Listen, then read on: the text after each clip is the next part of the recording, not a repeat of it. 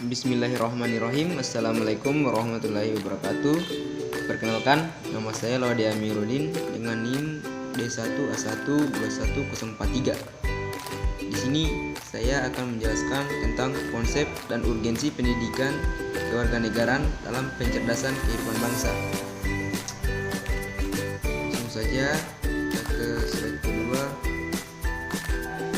Pendidikan kewarganegaraan. Pendidikan kewarganegaraan adalah membawa misi pendidikan moral bangsa, membentuk warga negara yang cerdas, demokratis, dan berakhlak mulia yang secara konsisten melestarikan dan mengembangkan cita-cita demokrasi dan membangun karakter bangsa. Sedangkan visi pendidikan yang terarah pada pengembangan kemampuan individu sehingga menjadi warga negara yang cerdas, partisipatif, dan bertanggung jawab. Dengan demikian akan membentuk warga negara Indonesia yang didasarkan pada Pancasila dan karakter positif masyarakat Indonesia. Dimensi manusia sebagai makhluk individual, makhluk sosial, makhluk susila, dan makhluk religi dalam kedudukan kita sebagai warga negara Indonesia.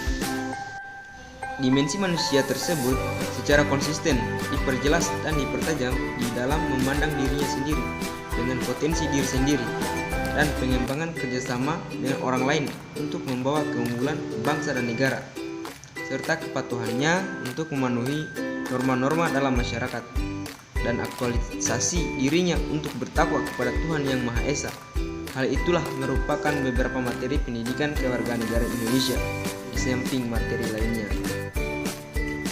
Kewarganegaraan merupakan keanggotaan seseorang dalam kontrol satuan politik tertentu, secara khusus negara, yang dengannya membawa hak untuk berpartisipasi dalam kegiatan politik. Seseorang dengan keanggotaan yang demikian disebut warga negara. Seorang warga negara berhak memiliki paspor dari negara yang dianggotainya. Kewarganegaraan merupakan bagian dari konsep kewargaan. Di dalam pengertian ini, warga suatu kota atau kabupaten disebut sebagai warga kota atau warga kabupaten, karena keduanya juga merupakan satuan politik. Dalam otonomi daerah, kewargaan ini menjadi penting karena masing-masing satuan politik akan memberikan hak, biasanya sosial, yang berbeda-beda bagi warganya. Selanjutnya, saya akan membahas tentang konsep pendidikan kewarganegaraan.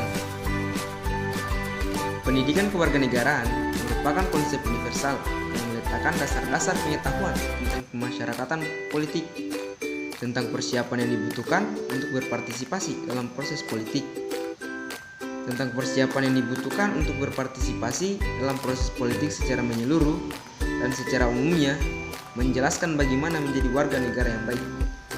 Kewarganegaraan adalah hubungan individu dengan negara.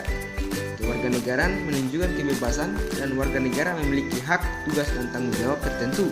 Secara umum, warga negara yang punya hak politik. Selanjutnya, urgensi pendidikan kewarganegaraan.